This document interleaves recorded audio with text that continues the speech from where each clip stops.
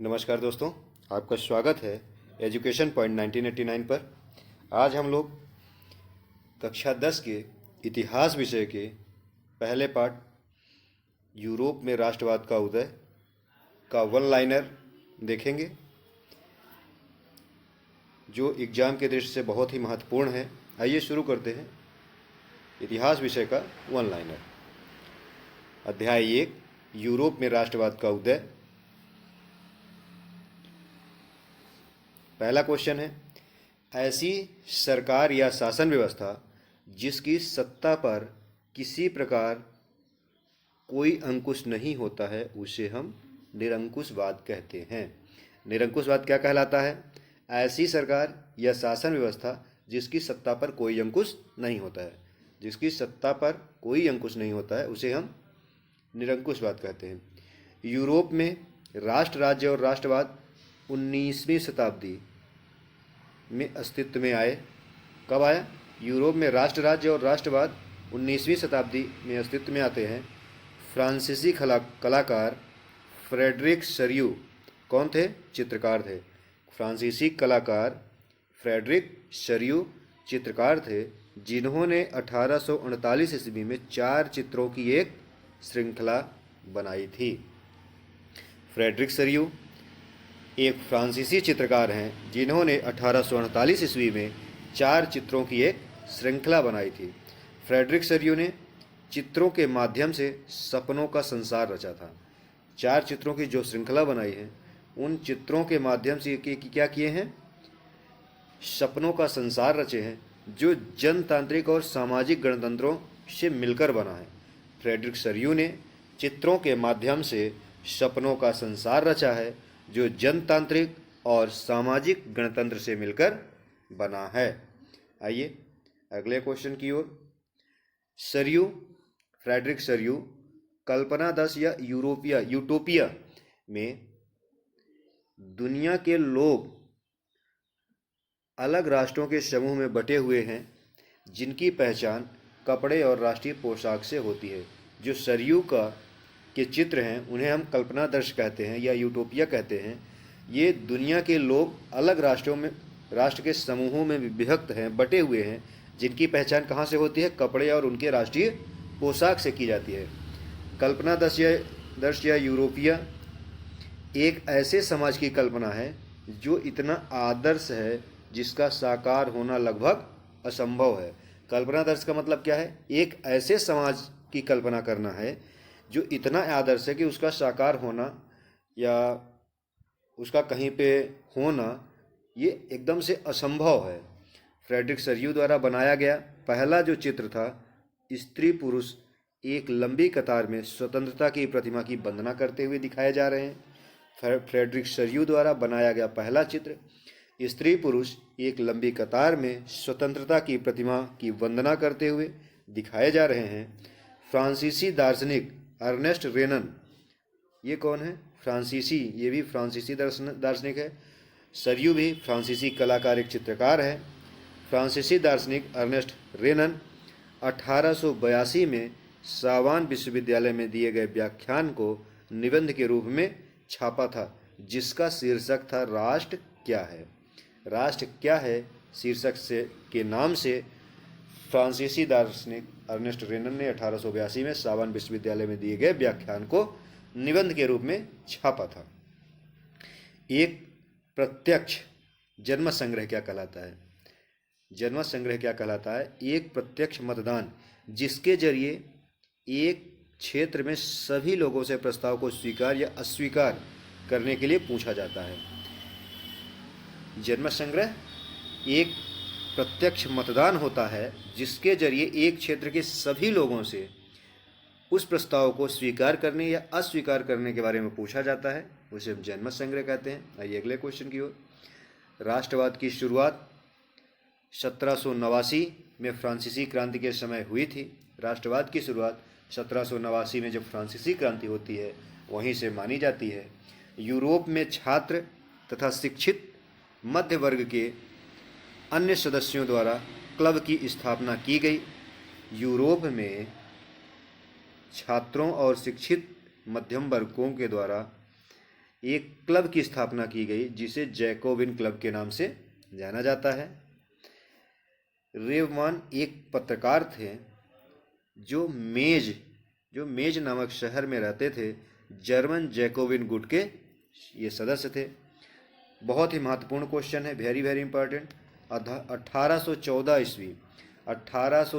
ईस्वी की नागरिक संहिता, जिसे हम नेपोलियन की नागरिक संहिता के नाम से भी जानते हैं या नेपोलियन कोड के नाम से जानते हैं, ये नेपोलियन की नागरिक संहिता क्या है, इसमें क्या तैयार किया गया था? जन्म पर आधारित विशेषाधिकार को समाप्त कर दिया गया। जन्म पर आधारित विशेषाधिकार को समाप्त कर दिया गया। कानून के समक्ष बराबरी और संपत्ति के अधिकार सुरक्षित कर दिए गए। प्रशासनिक विभाजनों को सरल बना दिया गया। सामंती व्यवस्था खत्म कर दी गई। यातायात और संचार व्यवस्थाओं में सुधार किया गया। नेपोलियन की नागरिक संहिता एक बार फिर से, जन्म पर आधारित विशेषाधिकार समाप्त कर दिए गए। कानून के समक्ष बराबरी और संपत्ति के अधिकार सुरक्षित कर दिए गए। प्रशासनिक विभाजनों को सरल बनाया गया। सामंती व्यवस्था खत्म कर दी गई। यातायात और संचार व्यवस्थाओं को सुधारा गया।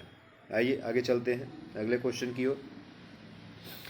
जर्मन चित्रकार कार्ल कैस्पर फ्रिट्ज ने रंगीन चित्र के माध्यम से, कैसे चित्र? रंगीन चित्र के माध्यम से फ्रेंच सेनाओं द्वारा ज़्वेवृकेन शहर पर कब्जा करते हुए दर्शाया गया। जर्मन चित्रकार कार्ल कैस्पर फ्रिट्ज ने अपने रंगीन चित्रों के माध्यम से फ्रेंच सेनाओं द्वारा ज़्वेवृकेन शहर पर कब्जा करते हुए दर्शाया गया है। राइनलैंड एक क्षेत्र था। राइनलैंड का डाकिया, जो बुक में हमारे दिया हुआ है, राइनलैंड का डाकिया चित्र के माध्यम से नेपोलियन को दर्शाया गया है। नेपोलियन 1813 में लाइदियस की लड़ाई में हारकर फ्रांस लौटते हुए दर्शाया गया है और उसके बैग से जितने भी पत्र गिर रहे हैं उसमें दर्शाया गया है कि ये अपने साम्राज्य को खोता हुआ आ रहा है। लगभग उस समय वो सारे राज्य को खो देता है और लास्ट में फ्रांस लौट के आता है। ऑस्ट्रिया हंगरी पर शासन करने वाला हैब्सबर्ग साम्राज्य अलग अलग क्षेत्रों और जनसमूहों को जोड़कर बना हुआ था। हैब्सबर्ग साम्राज्य में लॉम्बार्डी और वेनेशिया जैसे इतालवी भाषी प्रांत थे। हैब्सबर्ग साम्राज्य जो था उसमें लॉम्बार्डी और वेनेशिया जैसे इटली भाषी के प्रांत भी थे। गालिशिया में कुलीन वर्ग पोलिश भाषा बोलते थे। गालिशिया में कुलीन वर्ग क्या बोलता था? पोलिश भाषा बोलते थे। और लॉम्बार्डी और वेनेशिया वाले इतालवी भाषा बोलते थे। सामाजिक और राजनीतिक रूप से जमीन का मालिक कुलीन वर्ग कहलाता था, जो यूरोपीय महाद्वीप की सबसे प्रभुत्वशाली वर्ग था। कुलीन वर्ग जो होता था यूरोपीय महाद्वीप का सबसे प्रभुत्वशाली वर्ग था। यह जमीन का मालिक होता था। उच्च वर्ग के लोग राजनीतिक कार्यों के लिए फ्रेंच भाषा का प्रयोग करते थे। उच्च वर्ग के लोग राजनीतिक कार्यों के लिए फ्रेंच भाषा का प्रयोग करते थे। गालिशिया में कुलीन वर्ग पोलिश भाषा बोलता था। लॉम्बार्डी और वेनेशिया जैसे क्षेत्रों के लोग इतालवी भाषा का प्रयोग करते थे। याद रखने वाली बात है, एकदम याद रखेंगे। आइए अगले कुछ घटनाक्रम हैं, देख लेते हैं क्या घटनाएं हैं। पहली, 1797 ईस्वी में नेपोलियन का इटली पर हमला होता है। नेपोलियन युग की शुरुआत होती है। 1797 ईस्वी नेपोलियन इटली पर हमला करता है। यहीं से नेपोलियन युग की शुरुआत मानी जाती है। 1814-15 में नेपोलियन का पतन हो जाता है और वियना की संधि हो जाती है 1814-15 में। 1821 में यूनानी स्वतंत्रता के लिए संघर्ष प्रारंभ हो जाता है। 1848 ईस्वी में फ्रांस की क्रांति आर्थिक परेशानियों से ग्रस्त कारीगरों, औद्योगिक मजदूरों के गठन की मांग करता है। इतालवी, जर्मन, मेयार, पोलिश, चेक आदि राष्ट्र राज्यों की मांग उठने लगती है। यह शुरू हो जाती है। 1859 से 1870 तक इटली का एकीकरण होता है और 1866 से 1871 तक जर्मनी का एकीकरण होता है। 1859 से 70 इटली का एकीकरण, 1866 से 71 जर्मनी के एकीकरण, और 1905 में हैब्सबर्ग और ऑटोमन साम्राज्य में स्लाव राष्ट्रवाद मजबूत हो जाता है। आइए आगे चलते हैं। औद्योगिकरण की शुरुआत इंग्लैंड में 18वीं शताब्दी के उत्तरार्ध में शुरू हो जाती है। औद्योगिकरण की शुरुआत, औद्योगिकरण की शुरुआत कहाँ से होती है? इंग्लैंड से होती है। 18वीं सदी के उत्तरार्ध से शुरू हो जाती है। औद्योगिकरण की प्रक्रिया के फलस्वरूप नए सामाजिक समूह अस्तित्व में आते हैं। कुलीन विशेषाधिकारों की समाप्ति हो जाती है। शिक्षित और उदारवादी मध्यम वर्गों के बीच राष्ट्रीय एकता के विचार लोकप्रिय होने लगते हैं। उदारवादी किसे कहते हैं? लिबरलाइजेशन, यह एक लैटिन भाषा का शब्द है और ये मूल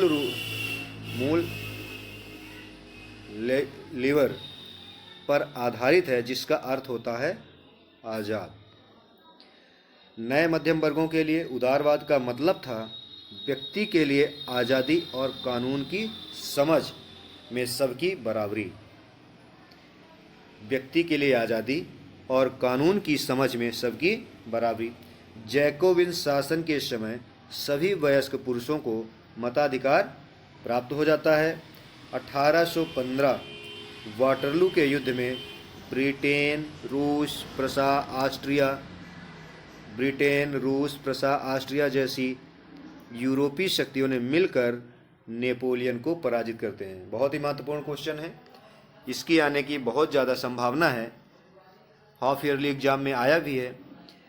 1815 वाटरलू के युद्ध में यूरोपीय शक्तियों में से कौन कौन है? ब्रिटेन, रूस, प्रसा, ऑस्ट्रिया जैसी शक्तियां मिलकर नेपोलियन को पराजित करते हैं। नेपोलियन की पराजय के बाद 1815 में वियना की संधि होती है, जिसकी मेजबानी ऑस्ट्रिया के चांसलर ड्यूक मेटरनिक करते हैं। ऑस्ट्रिया के चांसलर ड्यूक मेटरनिक करते हैं।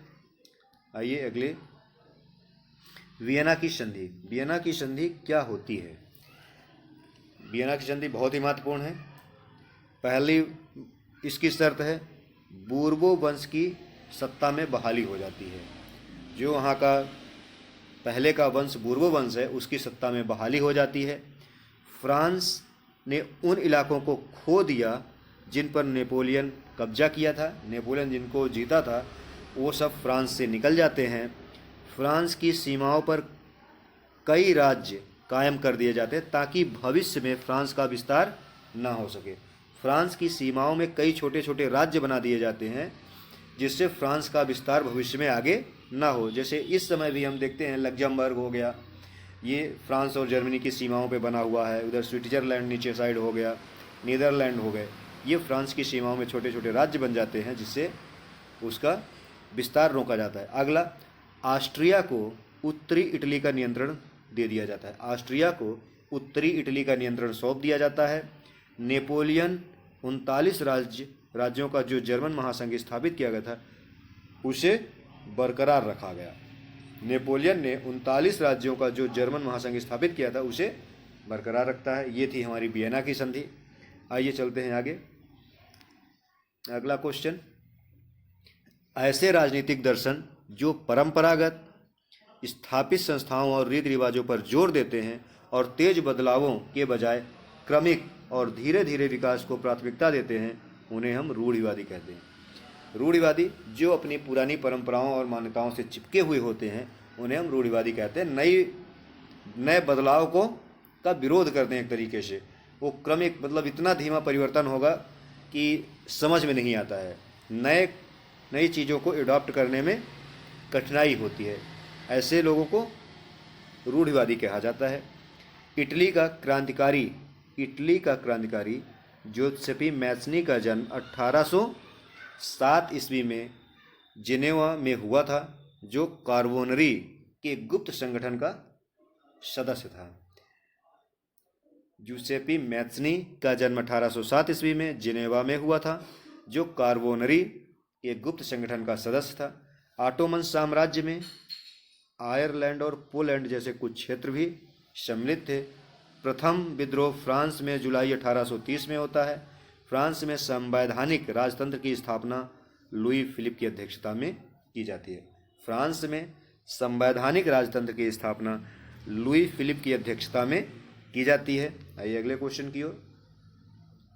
अगला क्वेश्चन, मैटरनिक ने टिप्पणी की थी कि फ्रांस जब छींकता है तो बाकी यूरोप में सर्दी जुकाम हो जाता है। फ्रांस जब छींकता है तो बाकी यूरोप में सर्दी जुकाम हो जाता है। ये किसकी टिप्पणी थी? ये मैटरनिक की होती है। ये ऑस्ट्रिया का चांसलर होता है।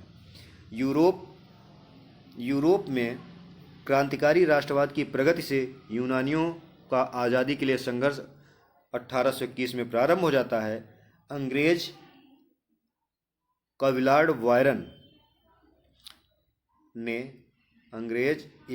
वायरन होते हैं जिन्होंने धन इकट्ठा किया और बाद में युद्ध लड़ने भी गए, जहां 1824 में बुखार से इनकी मृत्यु हो जाती है। कुस्तुनतुनिया की संधि 1932 में होती है। फ्रांसीसी चित्रकार देला क्रोआ फ्रेंच रूमानी चित्रकार थे। उसने एक घटना को चित्रित किया है जिसे कियास द्वीप कहा जाता है। क्या कहा जाता है? कियास द्वीप। उसे कियास द्वीप कहा जाता है। फ्रांसीसी चित्रकार देला क्रोआ फ्रेंच रूमानी चित्रकार हैं। उसने एक घटना को चित्रित किया है जिसे कियास द्वीप कहा जाता है। जर्मन दार्शनिक योहान गॉटफ्रीड जैसे रूमानी चिंतक दावा किया है कि सच्ची जर्मनी संस्कृति उनके आम लोगों में निहित है। क्या बोलते हैं? सच्ची जर्मन जो संस्कृति है वह उनके आम लोगों में निहित है। आइए अगले क्वेश्चन की ओर। बहुत ही महत्वपूर्ण है। पिछली बार ये वार्षिक परीक्षा का क्वेश्चन है। ग्रीम बंधु कौन थे? जैकब ग्रीम और विल्हेम ग्रीम, ये दो सगे भाई होते हैं। जैकब ग्रीम का जन्म 1785 ईस्वी में और विल्हेम ग्रीम का जन्म 1786 ईस्वी में जर्मनी के हनाऊ शहर में होता है। ये दोनों भाई कानून की पढ़ाई के समय लोक कथाएं इकट्ठा करना शुरू कर देते हैं जो 1812 ईस्वी में 33 खंडों में जर्मन भाषा में प्रकाशित होता है। क्या करते हैं? कानून की पढ़ाई करना शुरू करते हैं और उसी समय ये वहाँ की जर्मन भाषा की जो लोकल लोक कथाएं हैं उसको इकट्ठा करना शुरू कर देते हैं और 1812 ईस्वी में 33 खंडों में जर्मन भाषा में प्रकाशित करवाते हैं। स्त्री पुरुष की सामाजिक, आर्थिक, राजनीतिक समानता की सोच पर आधारित महिलाओं के अधिकार और हितों का बोध नारीवाद कहलाता है। लुइजे ऑटो पीटर्स एक राजनीतिक कार्यकर्ता थी जिसने नारीवादी राजनीतिक संगठन की स्थापना की। एक खास प्रकार की सामाजिक और राजनीतिक दृष्टि से इंगित करने वाले विचार का समूह विचारधारा कहलाता है। अगला, जर्मनी के एकीकरण का जनक बिस्मार्क। जर्मनी के एकीकरण का जनक बिस्मार्क, जिससे प्रशा की सेना और नौकरशाही की मदद से 7 वर्ष के अंदर ऑस्ट्रिया, डेनमार्क, फ्रांस से 3 युद्धों में प्रशा की जीत और एकीकरण की प्रक्रिया पूरी करता है। जनवरी 1871 में वार्साय में हुए समारोह में प्रशा के राजा विलियम प्रथम को जर्मनी का सम्राट घोषित कर दिया जाता है। 19वीं सदी के मध्य में इटली 7 राज्यों में बटा हुआ था। 1830 के दशक में ज्यूसेppe मैत्सनी यंग इटली नामक एक गुप्त संस्था का गठन करते हैं। 1831 से 1838 में क्रांतिकारी विद्रोहों की असफलता से युद्ध के जरिए इतालवी राज्यों को जोड़ने की जिम्मेदारी सार्डिनिया पीटमंड के शासक विक्टर इमैनुअल द्वितीय पर आ जाती है। आइए अगले क्वेश्चन की ओर चलते हैं। अगला क्वेश्चन है काबूर। काबूर ने इटली के प्रदेशों को एकीकृत करने वाले आंदोलन का नेतृत्व किया। 1861 में इमैनुअल द्वितीय को एकीकृत इटली का राजा घोषित कर दिया गया। ला टालिया विक्टर इमैनुअल की पत्नी थी। एक साझा नस्ली, जनजातीय एवं सांस्कृतिक उद्गम अथवा पृष्ठभूमि जिसे कोई समुदाय अपनी पहचान मानता है इसे हम निर्जातीय कहलाते हैं। निर्जातीय क्या कहलाता है? एक साझा नस्ली, जनजातीय, सांस्कृतिक उद्गम अथवा पृष्ठभूमि जिसे कोई समुदाय अपनी पहचान बताता है, उसे हम निर्जातीय कहते हैं। इटली 7 राज्यों में बटा हुआ था। 1830 के दशक में जोसेफ मैसनी ने इटली के एकीकरण के लिए कार्यक्रम प्रस्तुत करते हैं। आइए अगले क्वेश्चन की ओर। 1859 ईस्वी में फ्रांस से सार्डिनिया पीटमंड ने एक चतुर कूटनीतिक संधि की, जिसके माध्यम से ऑस्ट्रियाई बलों को हरा दिया। 1861 ईस्वी में इमैनुअल द्वितीय को एकीकृत इटली का राजा घोषित करते हैं। एकीकृत इटली का राजा घोषित करते हैं। जोसेफी गैरिबाल्डी पेशे से नाविक था। जोसेफी गैरिबाल्डी कौन है? ये पेशे से नाविक है तथा उसका इटली के एकीकरण में बहुत बड़ा योगदान होता है। गैरिबाल्डी ने युवाओं की एक शक्तिशाली सेना तैयार की, जिसे लाल कुर्ती दल के नाम से भी जाना जाता है। गैरिबाल्डी ने सिसिली और नेपल्स को जीतकर वहां गणराज्य की स्थापना करते हैं। ब्रिटेन साम्राज्य में अंग्रेज, वेल्स, स्कॉट या आयरिश जैसे समाज हैं, जिसे निर्जातीय कहा जाता है।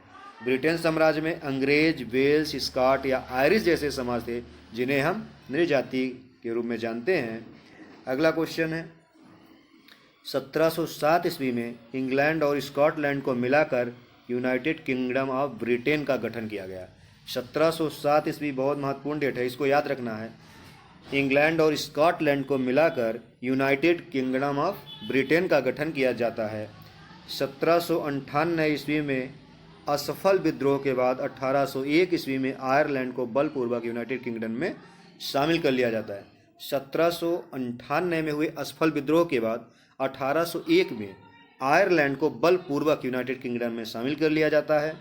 बाल्कन भौगोलिक एवं निर्जातीय रूप से विभिन्नताओं का क्षेत्र था, जिसमें आधुनिक रोमानिया, बुल्गारिया, अल्बेनिया, ग्रीस, मकदूनिया, क्रोएशिया, स्लोवानिया, सर्बिया आदि शामिल है। इसके मूल निवासियों को स्लाव कहा जाता है।